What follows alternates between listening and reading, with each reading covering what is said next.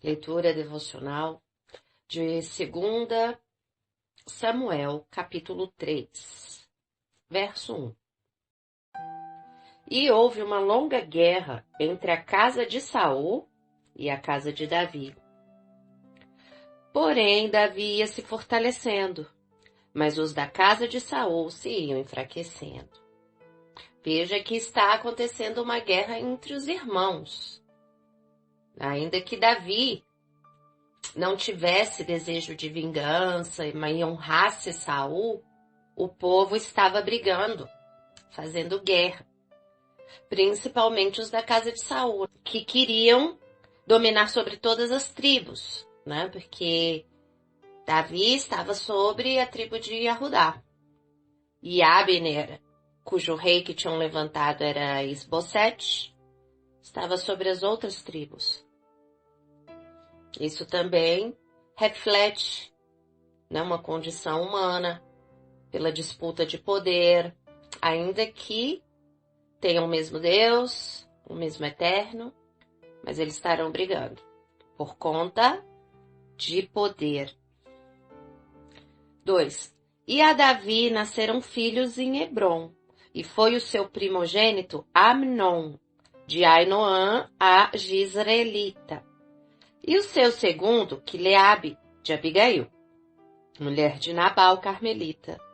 E o terceiro, Absalão, filho de Maca, filha de Talmai, rei de Gesur. Vamos ver como é o nome de Absalão no palio. Abshalom.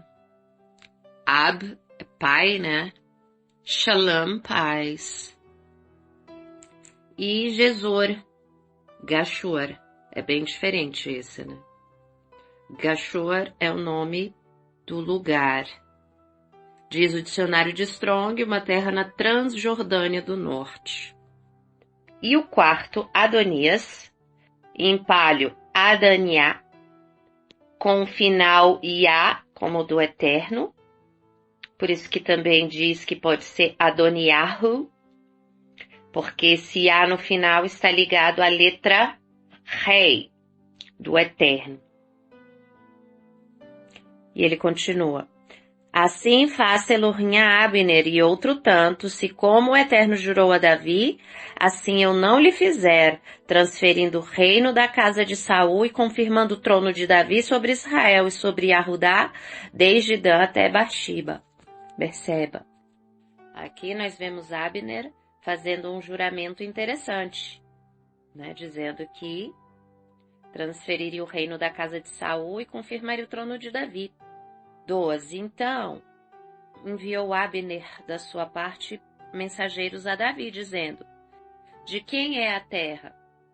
E disse mais, comigo faze o teu acordo, e eis que a minha mão será contigo para tornar a ti todo o Israel. Veja que ele estava confirmando o juramento dele. E disse Davi, bem, eu farei contigo acordo, porém, uma coisa te peço, não verás a minha face, se primeiro não me trouxeres a Mical, filha de Saul, quando vieres ver a minha face. Também enviou Davi mensageiros a Isbosete, filho de Saul, dizendo, dá-me minha mulher Mical, que eu desposei por 100 prepúcios de filisteus. E enviou Isbosete e tirou-a de seu marido, a Paltiel, filho de Laís. Nesse verso alguns podem estranhar o fato de Davi ter tirado Mical do marido, mas nós sabemos que este não foi o primeiro marido. O primeiro marido de Mical foi Davi.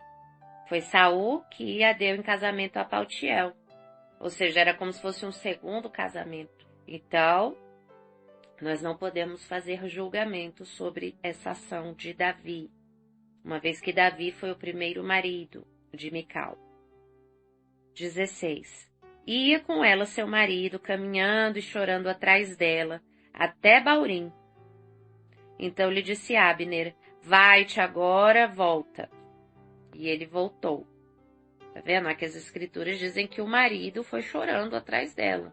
Mas ainda assim, ela era esposa de Davi. 17.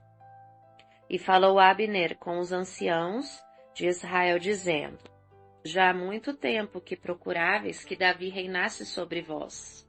Fazei-o, pois, agora, porque o Eterno falou a Davi, dizendo: Pela mão de Davi, meu servo, livrarei o meu povo das mãos dos filisteus e das mãos de todos os seus inimigos. Bom, se Abner está falando isso, de certo, eles conheciam a palavra dos profetas, porque ele está aqui reproduzindo uma palavra do Eterno, que dizia que Davi livraria o povo da mão dos filisteus. E falou também Abner aos de Benjamim, e foi também Abner dizer aos de Davi em Hebrom tudo o que era bom aos olhos de Israel e aos olhos de toda a casa de Benjamim. E foi Abner a Davi em Hebrom, e 20 homens com ele. E Davi fez um banquete a Abner e aos homens que com ele estavam. Então disse Abner a Davi: Eu me levantarei e irei, e ajuntarei ao rei, meu senhor, todo Israel, para fazer acordo contigo, e tu reinarás sobre tudo o que desejar a tua alma. Assim despediu Davi a Abner, e ele foi em paz. Perceba que aqui estava tudo tranquilo. Abner se voltou para Davi e entregar todo Israel para que fossem só um povo. 22. E eis que os servos de Davi e Joabe vieram de uma batalha. Lembra de Joabe, era o irmão de Azael, que Abner tinha matado, mas ele não queria matar, lembra, né? Então veio Joabe, o servo de Davi, de uma batalha, e traziam consigo grande despojo. E já Abner não estava com Davi em Hebrom, porque o tinha despedido, e se tinha ido em paz.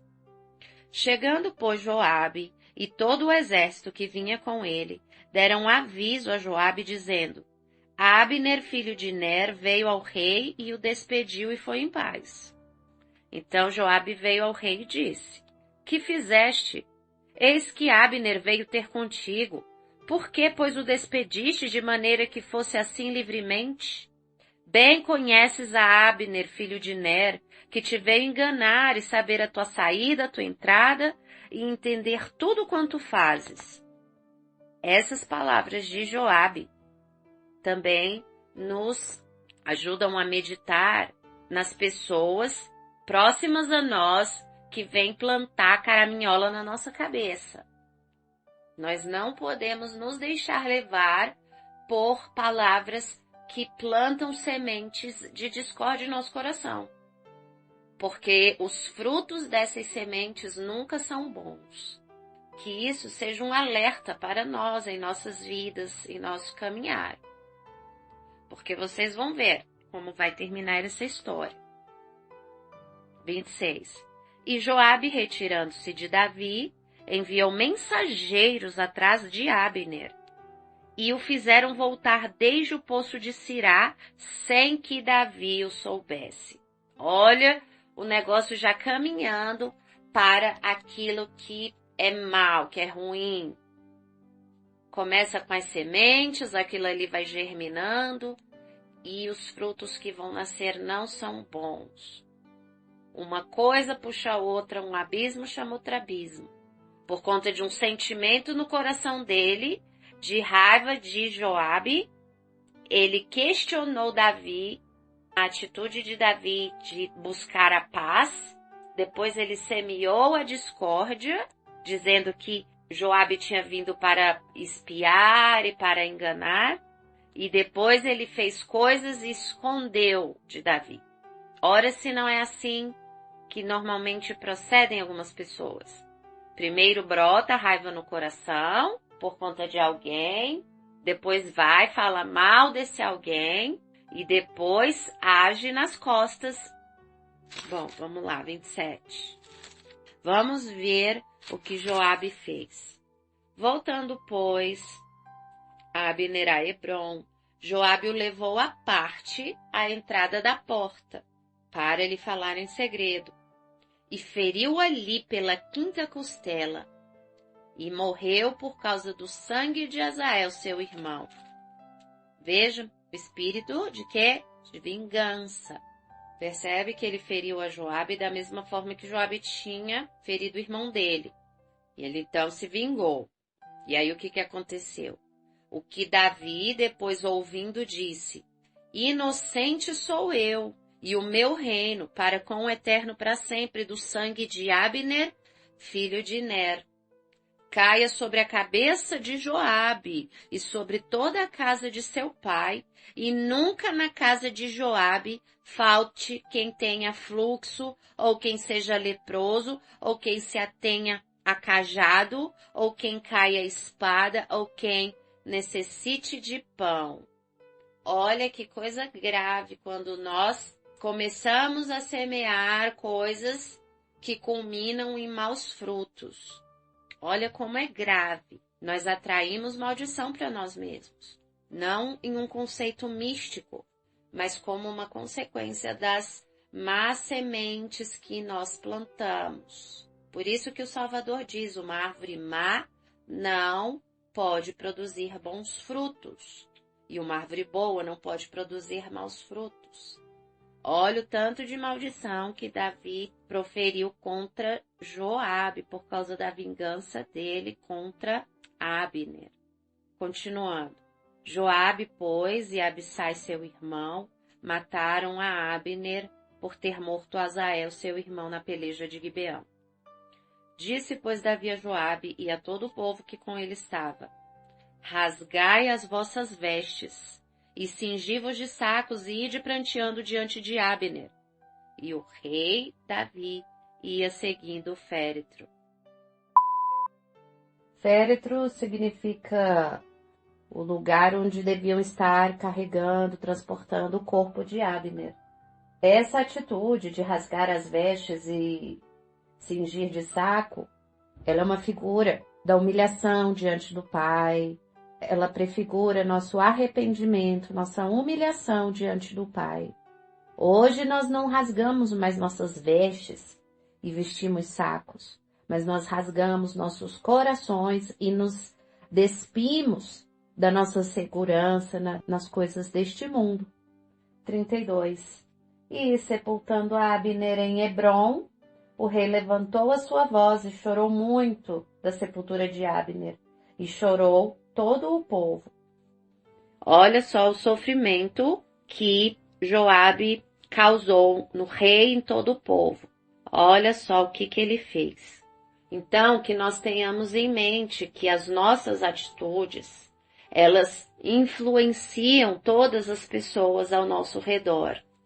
Por isso que nós não devemos estar pensando em nós mesmos.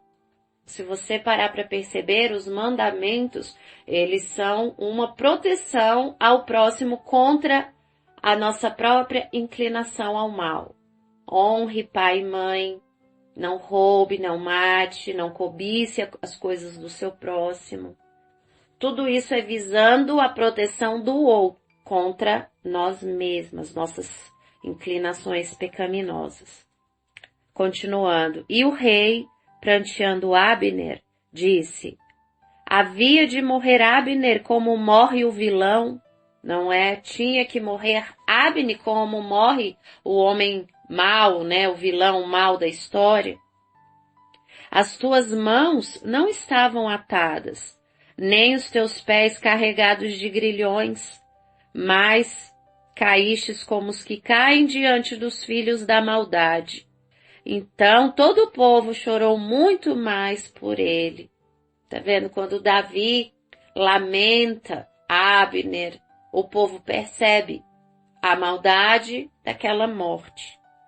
Ainda que muitas pessoas leem as escrituras e tenham as histórias por más, é porque, na verdade, elas não compreendem o que está sendo dito. Porque a perspectiva, segundo o Pai, ela é para o bem, é para a defesa, é para que o bem possa prosperar. O Antigo Testemunho, ele deixou registro para que as gerações futuras pudessem entender como as coisas eram naquela época e como a justiça era feita segundo a carne naquela época. até que nós chegássemos ao Salvador, que trouxe o entendimento do Espírito.